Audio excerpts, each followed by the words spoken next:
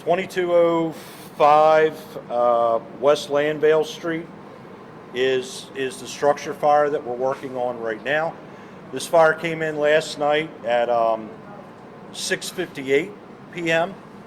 We were on the scene by 6:59 p.m. Obviously, we're in a firehouse that's right across the street. By about 7:04 and then 7:10 and 7:22, additional alarms were struck, which brought it to a 4-alarm fire. This is a very large commercial structure. We believe that storage-wise, there's a lot of different things in there, but we think what we're dealing with mostly are mattresses, large quantities of mattresses that are piled up. As I said last night, as you look at that building, you see 3 or 4 stories above ground.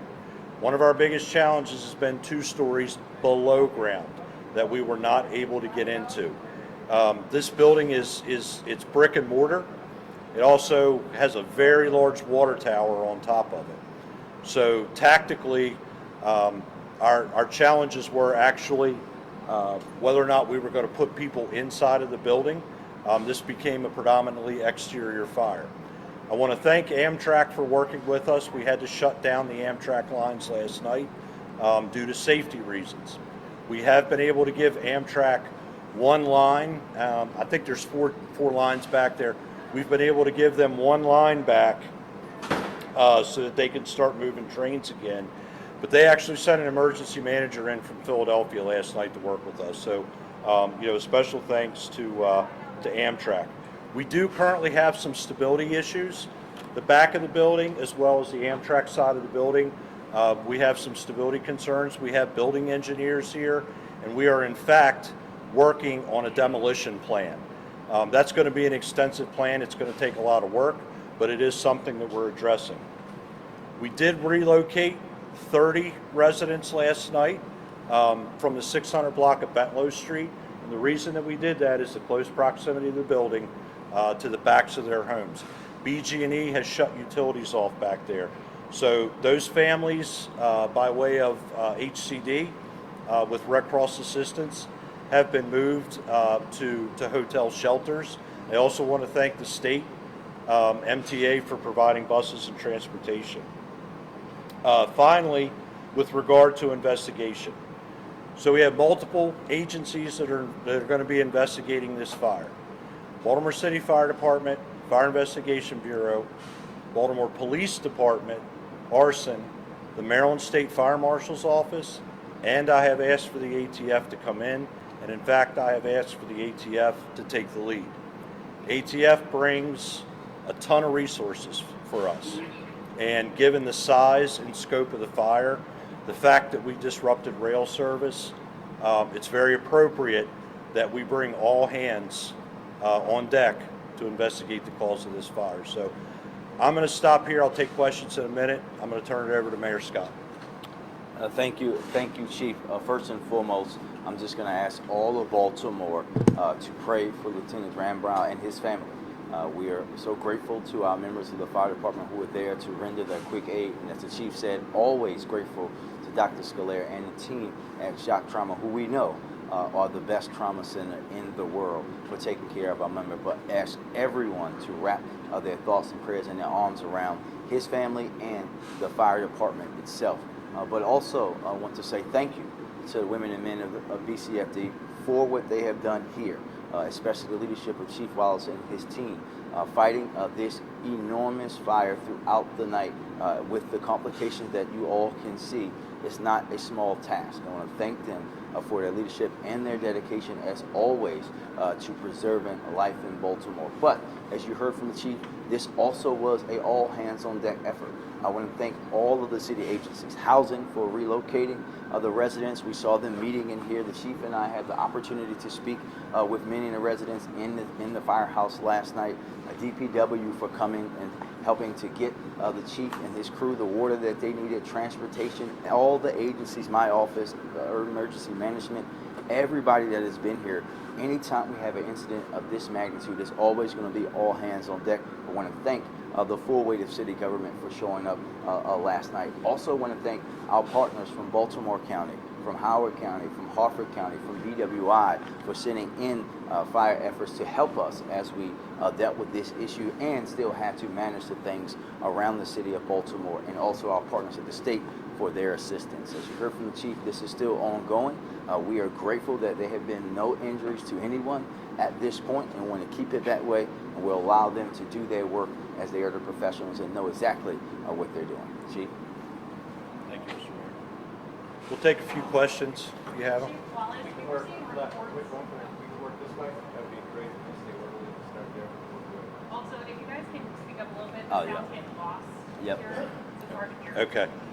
Chief Wallace, we were seeing reports that there might have been issues with the water supply. Can you talk a little bit about that, and if this was a learning lesson for what might need to change moving forward? So there are 6-inch water mains in this area. This is predominantly residential. There's nothing uncommon about that whatsoever. 95% of the fires that we fight, that's perfectly adequate. When we get into a building that's this size, right, we're not only trying to suppress the fire, we're trying to protect all the exposures around it.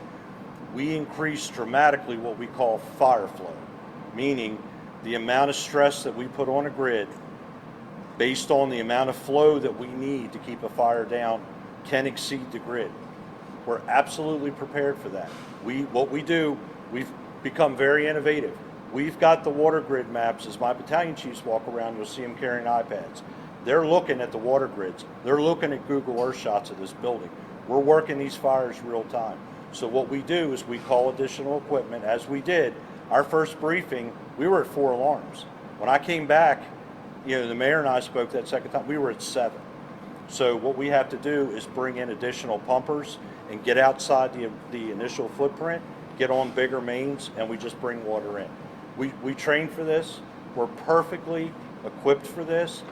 And quite honestly, DPW's director was here and strategically with his team picked which mains we needed to do or needed to get on in order to put this fire out. And I think that's the part of it being an all hands on deck effort, right? Director Zaid came out. We called him. He came out with his crew, and they were able to work with the chief and their team to say where exactly they needed to go, because obviously no one knows the water system better than DPW, and be able to give them the pressure that they need, and that we saw change really the tide of what was happening as far as the fire. Any word on the booms that neighbors were hearing and that we heard last night here? No, I don't have any additional from what I had last night. What I can tell you is that's why I've brought in the full force of investigators from the state. The mayor was on the phone with the governor last night, and the governor, what do you need? I'm going to need the state fire marshal's office to assist us. So, but no additional on that. One follow-up. Right after we spoke to you guys last night around 9:45, those flames started coming out of the roof. Did the roof collapse? Did it just spread to the top? What happened? No, indications are that fire broke through the roof in different places. I have no indication that there was a collapse. But again, as we spoke, I was very adamant I was not putting my people inside. And if you were here last night, you got to see why we think so far ahead and why we don't do the things that we do, because that was changing literally by the minute. So that decision was made early, well before I got here. The incident commanders had decided exterior operations only on these buildings they're dangerous buildings to put people in. Chief, what else could you say about the building? Was it vacant? Had it been on your radar as a possible risk? So we think maybe part of it was vacant, maybe part of it was being used. We know that there were supplies, there were things stored up in there. We don't know if the building was totally vacated yet. That's part of what the ATF brings, is they bring that ability to really look historically at this whole building. So we don't have that information yet, but that is part of the investigation. Chief, one of the things dealing with going to 7 alarms, can you explain the reasons for going to 7 alarms, and have the city had anything like that before where we had a 7-alarm fire? So it's been years since we've had a fire of that magnitude, 7 alarms, and the reason that it does, again, we were having fire flow issues, so we needed to bring in those additional resources. The other thing we need, and you'll see them, they're still in the air, what we call aerial master streams. So we actually have aerial ladders and platforms in the air, and they flow very high volumes of water, much higher than what you'll see personnel flowing out of fire hoses.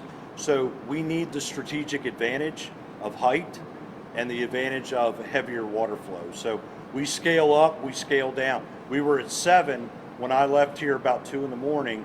We're at 3 now. So that's the variable that we have. Chief, I heard you mention demolition. Is that just because it'll pose a risk if you leave it up? And do you know anything about the history of the building? I don't know anything about the history of the building. We're still working through that. Demolition-wise, what we need are structural engineers to look at this, right? We need to figure out if demo needs to occur. Most importantly, how is that going to occur, right? That's very important. There's people's homes right up against this one side of the building here, separated by an alley. So we've got to be very strategic, and we need guidance from engineers. You know, what do we have? Where do we think this is going to go? And how are we going to work with it? And at one point, we know in the history, I think the building was a bakery a long time ago.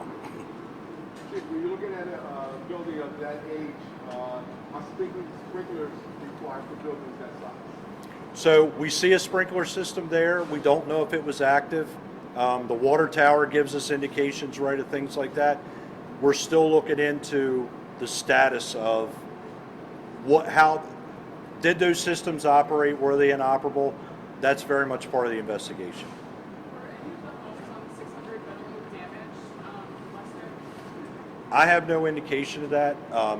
One of the challenges was a lot of the smoke was blowing that way. Believe it or not, for once we actually had some favorable wind. It wasn't pushing the fire through the building on us. It was actually pushing back that way. So I've not been up there this morning. As of when I left last night, the answer to that question is no.